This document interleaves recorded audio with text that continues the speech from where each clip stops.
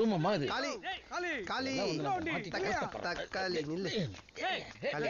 என்னையா இப்பதான் நான் கஷ்டப்பட்டு என் லவ்வுக்கு ரூட் போட்டுன்னு இருக்கேன். அதுல உன் குதிரை வண்டியை குறுக்க விட்டு கெடுத்துறாத. கொஞ்சம் ஹெல்ப் பண்ணு காளி. அதுக்கு ஏன்டா கடை ஆடு மாதிரி கத்துற?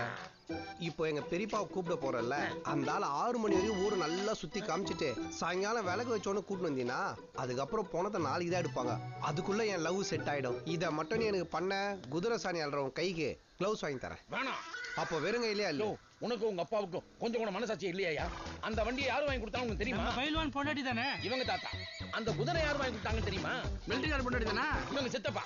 அந்த குதிரைக்கு யார் பேர் வச்சாங்கன்னு தெரியுமா? ரேஷன் கடைக்கார பொண்டாட்டி தானே இவங்க பெரியப்பாயா. அப்பேற்பட்ட குடும்பத்துக்கு என்ன துரோகம் பண்ண சொல்றீங்களே? டேய் சொல்லு. ஊர்ல இருக்கிற மொத்த புருஷனுக்கு துரோகம் பண்ணிட்டு எங்க எதிர்க்க பத்தினி வேஷம் போறியா நீ? சத்தம் போட்டு பேசாத, குதிரை கேட்டுற போது. குதிரைட்ட எல்லாத்தையும் சொல்லுவேன். இந்த பார், மரியாதை ஹெல்ப் பண்ணு. நீ ஊரை சுத்தி இங்க பார். தங்கச்சி கூப்பிடு. இன்னுமா பெரியப்பா கூட போல நீங்க?